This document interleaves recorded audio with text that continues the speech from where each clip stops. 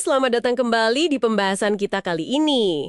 Hari ini kita punya materi seru nih dari Anda. Iya nih, Intisari dari buku Ship It.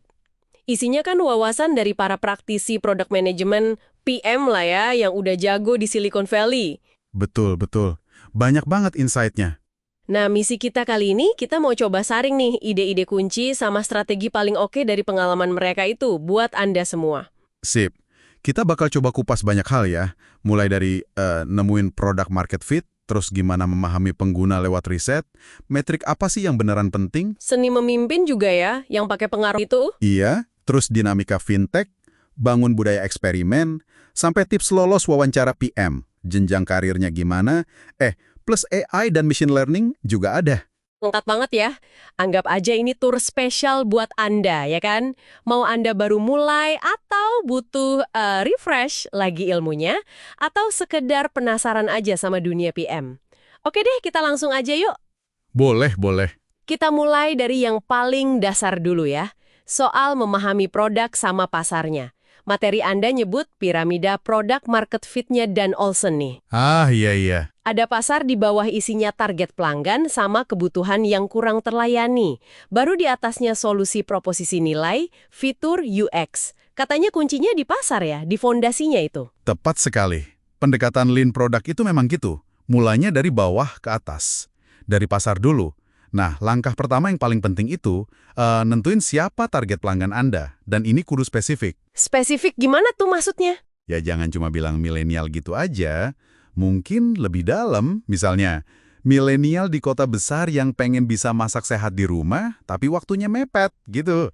Ingat nggak analogi di materi soal ibu-ibu antar jemput anak versus penggemar mobil sport? Oh iya ya, sama-sama butuh mobil, tapi beda banget kebutuhannya. Nah, kan beda banget. Satu perlu lega, aman, irit. Satunya lagi, wah kecepatan, gaya, performa, kebutuhannya jauh beda. Oke, paham. Nah, kalau udah tahu targetnya siapa, terus kita identifikasi kebutuhan mereka yang kurang terlayani, ini menarik nih materinya. Bedain antara problem space, area masalahnya pelanggan, sama solution space, area solusi kita. Betul. Ada cerita klasik soal NASA sama Space Pen itu kan, yang katanya habis jutaan dolar cuma buat pulpen, Soviet malah pakai pensil biasa aja. Haha, iya. Itu contoh bagus banget buat ngingetin kita fokus ke masalah intinya dulu. Gimana caranya nulis di luar angkasa? Itu kan problemnya. Jangan buru-buru mikirin pulpennya. Bisa kena polusi solusi ya istilahnya. Sibuk bikin sesuatu tapi nggak jelas masalahnya apa. Persis. Nah, buat prioritasin kebutuhan mana nih yang paling sakit buat pelanggan, ada kerangka bagus tuh. Importance versus satisfaction. Gimana tuh cara kerjanya? Gampangnya, kita cari kebutuhan yang menurut pelanggan itu penting banget. Skornya tinggi lah. Tapi kepuasan mereka sama solusi yang ada sekarang itu rendah. Nah, disitulah peluang emasnya buat kita masuk. Oke, jadi cari yang penting tapi belum memuaskan ya. Terus gimana nentuin solusi atau nilai unggul kita? Materinya nyebut model Kano. Bisa dijelasin dikit nggak? Bisa. Model Kano ini bantu kita metain jenis fitur sama dampaknya ke kepuasan pelanggan. Ada 3 kategori utama nih. Pertama, must have. Fitur dasar wajib ada. Kayak rem di mobil gitu ya? Nah, contoh bagus. Ada rem nggak bikin kita tambah senang, tapi nggak ada rem, ya bahaya, produknya nggak layak. Kedua, performance. Ini fitur yang makin bagus, makin puas pelanggannya. Contohnya, mungkin makin irit bensin mobilnya, makin seneng yang punya. Masuk akal. Ketiga, delighter. Ini fitur kejutan. Nggak disangka-sangka, tapi bikin seneng banget. Dulu mungkin GPS di mobil termasuk ini kali ya, tapi lama-lama kan jadi biasa. Malah jadi performance atau must have sekarang. Nah, dengan metain fitur kita sama pesaing pakai model ini, kita bisa lihat, keunggulan unik kita di mana. Wah, ini semua kayaknya butuh banget pemahaman mendalam soal pengguna ya. Ada kutipan menarik dari Ketan Nayak, ex Dropbox. Berdayakan orang dengan menginspirasi empati dan mengungkap kebenaran. Ini maksudnya gimana sih? Bukan sekedar nanya Anda mau apa, kan? Betul banget, karena seringnya pengguna itu sendiri nggak tahu persis apa yang mereka butuh atau mau. Disinilah konsep Jobs to be done atau JTBD jadi penting. JTBD ya? Fokusnya bukan ke produknya, tapi ke pekerjaan apa sih yang mau diselesain pelanggan dengan nyewa produk kita. Contoh milkshake yang terkenal itu loh. Oh, yang buat perjalanan jauh sama buat anak pulang sekolah itu ya? Kecil, sedotan besar, biar cepat habis. Produknya sama, milkshake, tapi pekerjaannya beda. Nah, empati itu bantu kita gali cerita di baliknya. Dan mengungkap kebenarannya itu seringkali lewat data kuantitatif ya. Ada contoh menarik tuh di materi. Facebook nemu kalau pengguna punya minimal 7 teman cenderung lebih awet. Twitter butuh minimal 30 orang yang di-follow. Nah, itu dia. Data bisa nunjukin pola yang kita, atau bahkan pengguna sendiri, nggak sadari. Contoh kuat lainnya kan soal newsfeed Facebook. Waktu pertama rilis, wah protesnya kenceng banget. Iya, ingat banget itu. Tapi datanya malah nunjukin orang jadi makin aktif. Coba kalau Facebook cuma dengerin protes tanpa lihat data, wah mungkin fitur andalannya tuh nggak jadi sekarang. Persis. Makanya kombinasi empati kualitatif sama bukti kuantitatif itu, wah kuat banget. Oke, sip. Jadi kita udah paham pasar, paham pengguna. Terus, gimana cara ngukur produk kita sukses apa enggak? Josh Elman dari Robinhood bilang, sukses itu diukur dari seberapa sering pengguna melakukan perilaku kunci dalam siklus waktu yang diharapkan. Ini soal metrik lagi nih. Bener banget, metrik itu kayak kompas kita lah. Tapi ya kompasnya harus disetel bener. Waktu baru rilis produk atau fitur, penting banget buat dengerin cerita pengguna awal, termasuk yang udah berhenti pakai. Yang churn itu ya? Iya, coba cari hubungannya antara pengalaman mereka sama data penggunaannya. Tapi ingat, siklus penggunaan sama metrik sukses itu beda-beda tiap produk, tiap perusahaan. LinkedIn aja beda kan targetnya buat perekrut sama pencari kerja. Oh iya, bener juga. Perekrut mungkin tiap hari, pencari kerja pas butuh aja. Nah, Yelp mungkin mingguan, Facebook harian, Discord tergantung siklus main gamenya, Airbnb malah jarang banget kan kita pakai. Jadi fokusnya mungkin lebih ke gimana caranya tetap diingat pas orang kepikiran mau liburan. Intinya, jangan asal comot metrics dari perusahaan lain. Materinya juga ngebagi pengguna jadi 3 tipe ya. Core yang loyal banget, casual yang pakai tapi biasa aja, sama cold yang jarang banget. Katanya fokus harus ke pengguna core. Kenapa gitu? Karena pengguna core ini, mereka itu mesin pertumbuhan organik Anda. Mereka yang cinta banget sama produk Anda cenderung bakal cerita ke orang lain, ngajak temennya pakai. Jadi kayak agen marketing gratis gitu ya? Bisa dibilang gitu. Jadi kalau kita paham banget perjalanan mereka sampai jadi core, apa sih yang bikin mereka jatuh cinta sama produk kita? Nah, itu kunci buat menciptakan lebih banyak pengguna kayak mereka. Oke, paham. Jadi metrik bantu kita tahu kondisi produk, tapi gimana cara kita tahu kalau perubahan yang kita buat, misalnya nambah fitur baru, itu beneran ngaruh positif ke metrik? Nah, ini masuk ke topik eksperimen ya. Betul. Byron Jones dari Optimizely, dia kan ex-NASA juga, dia nekenin banget pentingnya budaya eksperimen. Kenapa sepenting itu sih eksperimen? Karena kata Jones, eksperimen, A/B testing gitu, itu satu-satunya cara sistematis buat tahu hubungan sebab akibat antara perubahan produk yang kita bikin sama hasil yang keukur di metrik. Tanpa eksperimen, ya kita cuma nembak-nembak aja. Atau lihat korelasi, tapi belum tentu sebab akibat kan? Contohnya ada? Netflix tuh contoh bagus. Mereka kan nggak bisa nunggu 29 bulan buat lihat fitur baru ngurangin churn atau enggak. Lama banget. Iyalah. Jadi, mereka pakai data science buat prediksi dampak jangka panjangnya, CLV gitu, dari perubahan perilaku jangka pendek yang diukur lewat eksperimen. Canggih kan? Wah, iya juga ya. Terus ada 6 kebiasaan eksperimen dari Jones di materi itu. Mungkin bisa kita bahas 1-2 yang paling menarik. Misalnya soal ngerayain kegagalan. Kok aneh ya? Justru itu poin penting banget. Kebiasaan ketiga itu, rayakan kemenangan dan kegagalan sebagai pembelajaran. Ini kunci buat nyiptain apa yang dia sebut experimentation singularity. Maksudnya gimana tuh? Maksudnya, tim jadi nggak takut nyoba hal baru, karena mereka tahu kalaupun idenya gagal, itu nggak dianggap kesalahan yang bakal dihukum, tapi dianggap pembelajaran berharga. Nah, kalau orang nggak takut gagal, mereka jadi lebih berani ambil risiko kan? Inovasi jadi lebih mungkin muncul. Ah, masuk akal. Jadi budaya aman buat gagal itu penting ya? Banget. Sama satu lagi yang penting, kebiasaan pertama. Pemimpin secara aktif bertanya tentang hasil eksperimen. Ini ngasih sinyal kuat ke seluruh tim kalau, hey, eksperimen ini penting loh, dihargai, dan jadi dasar kita ambil keputusan. Jadi bukan cuma soal teknik A/B testingnya ya, tapi lebih ke budaya sama kepemimpinan. Nah, ngomong-ngomong soal kepemimpinan, Tyler Odien dari Reddit bilang, ini bukan cuma soal ngerjain, tapi ngubah cara pandang. Kuncinya katanya di pengaruh. Maksudnya di mana nih buat PM? PM itu kan seringnya nggak punya otoritas formal ya. Nggak bisa nyuruh-nyuruh engineer atau desainer gitu aja. Jadi kemampuan buat memengaruhi, ngebangun kepercayaan, sama meyakinkan orang lain soal visi produk kita itu jadi, wah, krusial banget. Gimana caranya biar bisa pengaruhin orang? Nah, Odean ngejelasinnya pakai konsep 2 sistem berpikir dari psikologi. Ada sistem 1, ini yang intuitif, cepat, bawah sadar, emosional. Ada sistem 2, ini yang logis, lambat, butuh mikir, rasional. Seringkali keputusan kita itu lebih banyak dipengaruhi sistem 1, si feeling atau intuisi itu. Jadi presentasi penuh data yang logis, sistem 2, bisa aja mental kalau nggak kena di level intuisinya, sistem 1. Gitu ya? Betul, itu tantangannya. Kita harus sadar sama bias-bias kognitif yang main di sistem 1. Misalnya, bias availability.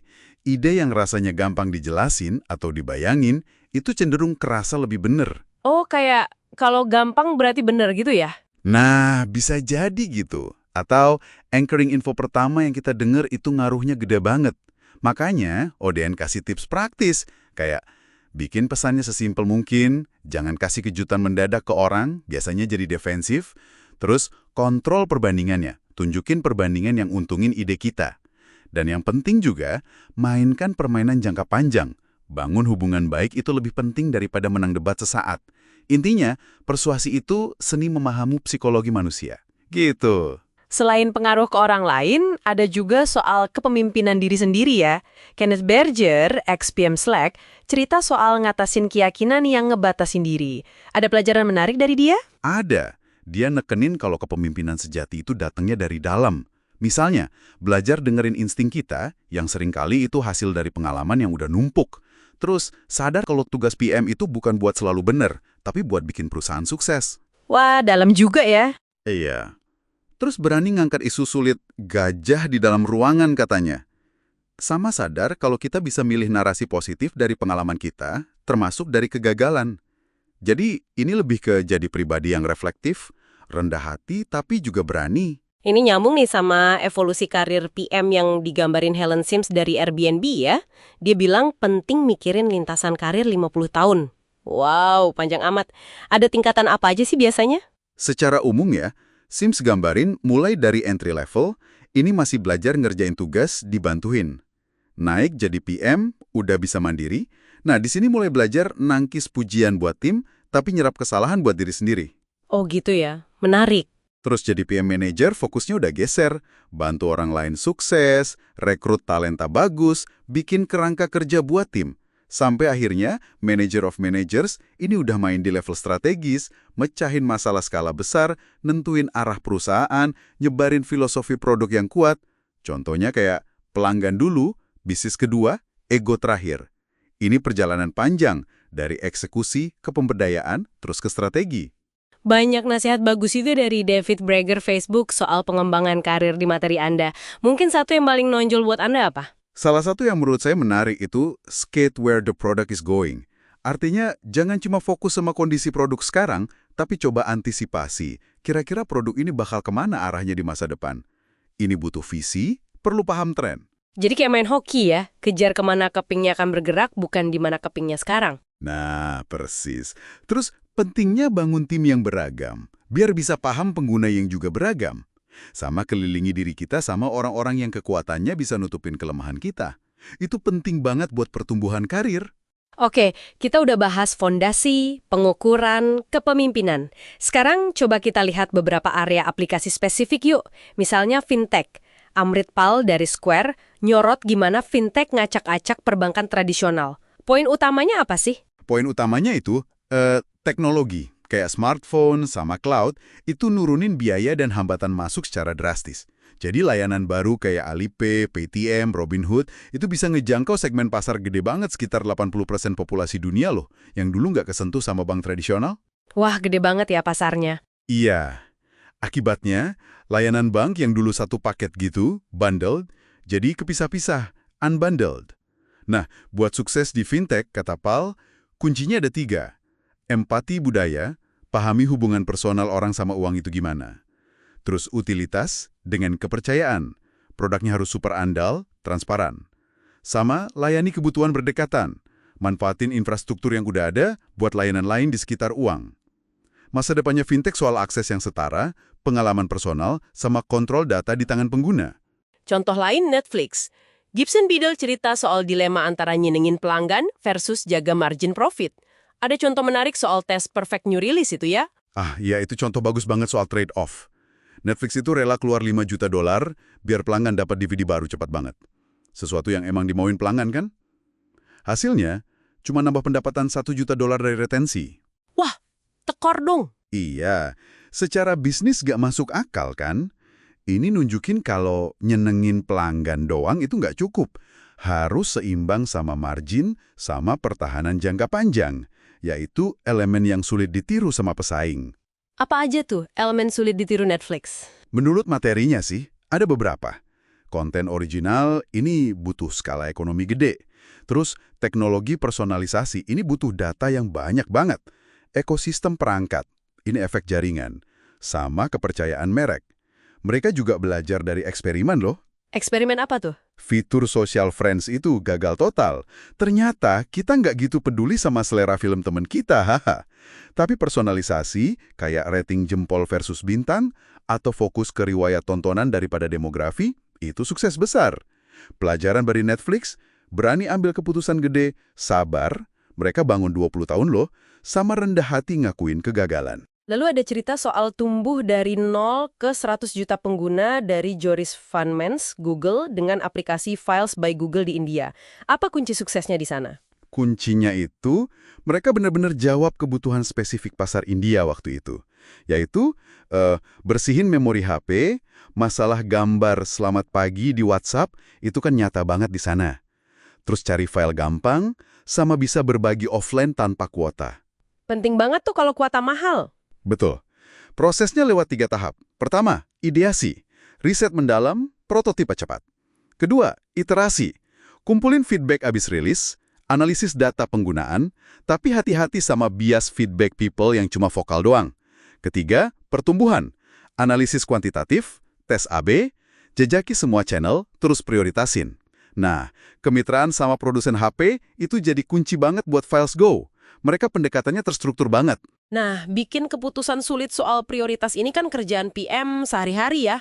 Mariano Capezani dari HSBC punya kerangka 4 langkah nih. Gimana tuh cara kerjanya? Kerangkanya logis sih. Pertama, ketahui konteks. Saingan gimana, industrinya gimana, tujuan bisnis, regulasi. Kedua, pahami kebutuhan. Bedain nilai real sama persepsi nilai. Dengerin semua pihak, tapi mutusinya berdasarkan nilai nyata. Nggak cuma karena ada yang paling kenceng ngomongnya ya. Benar. Ketiga, pertimbangkan eksekusi. Biayanya gimana, usahanya seberapa, ada ketergantungan sama tim lain nggak? Resiko. Keempat, baru susun urutan.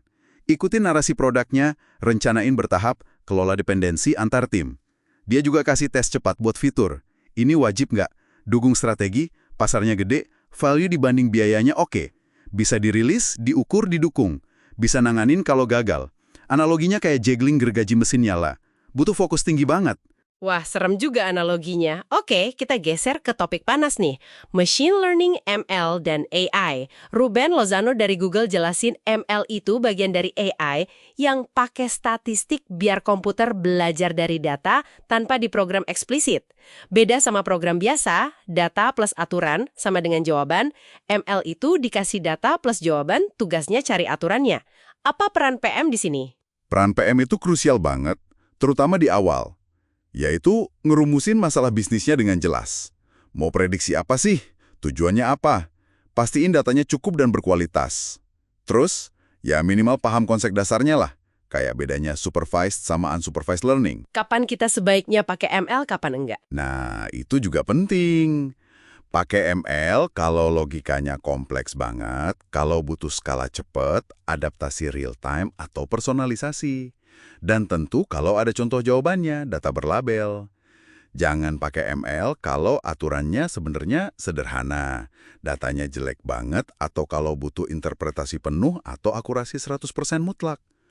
PN perlu kolaborasi erat sama data scientist dan siap bikin trade-off. Jason Nichols dari Walmart nambahin perspektif AI praktis ya.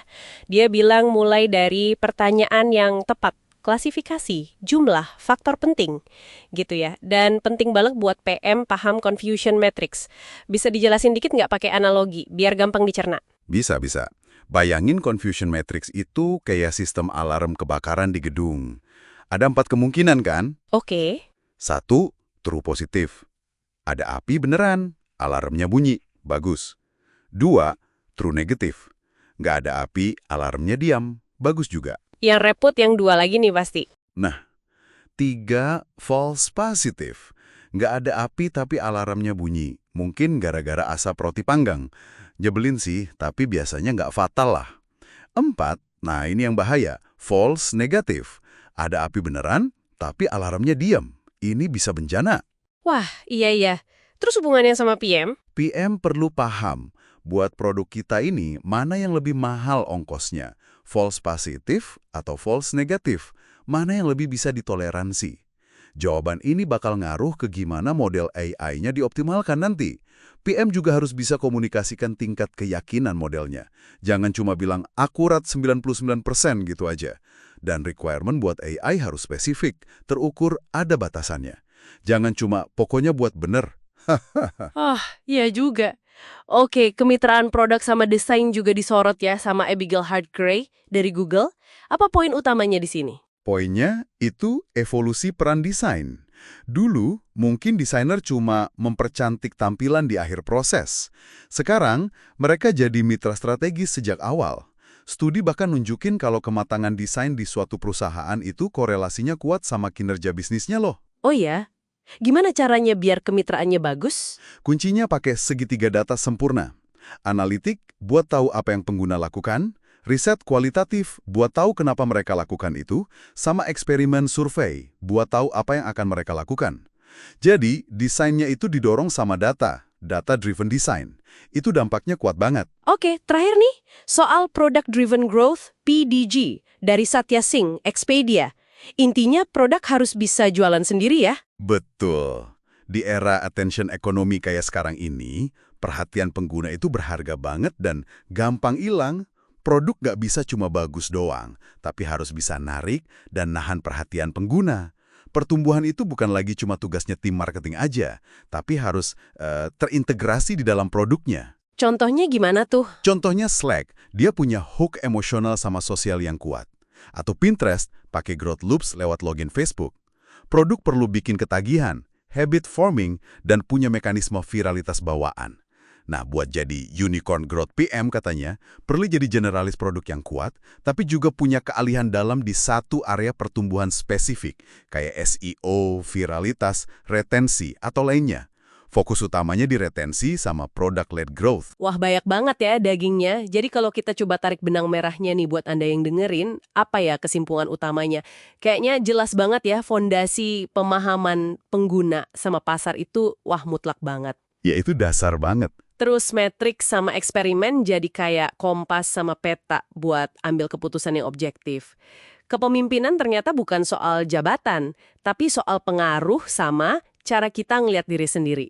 Plus, ada area-area spesifik kayak fintech, AI, desain, sama PDG yang bisa jadi pengungkit luar biasa buat produk kita. Intinya, jadi PM itu memang kompleks ya, butuh banyak topi.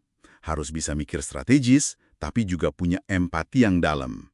Harus bisa baca data, tapi juga bisa mimpin dan kolaborasi sama manusia. Nah, wawasan dari para praktisi di materi Anda ini, ya anggap aja kayak toolkit lah, buat bantu navigasi kompleksitas itu semua di kerjaan Anda sehari-hari. Nah, ngomongin semua ini proses yang rapi, metrik yang ketat, AI yang canggih. Ada satu pertanyaan penutup nih yang menarik buat Anda renungkan. Di tengah semua optimasi dan otomatisasi ini, gimana caranya kita sebagai pembuat produk bisa tetap ngejaga jiwa atau karakter unik dari produk kita ya? Pertanyaan bagus tuh. Supaya produk itu nggak cuma fungsional doang, tapi juga punya rasa yang khas, yang disukai pengguna, bahkan pas produknya udah tumbuh besar nanti. Sesuatu untuk dipikirkan mungkin ya. Iya, menarik banget buat direnungkan. Oke deh, itu dia pembahasan mendalam kita kali ini berdasarkan materi yang Anda berikan. Semoga banyak manfaatnya ya buat Anda. Terima kasih sudah menyimak, sampai jumpa di sesi berikutnya.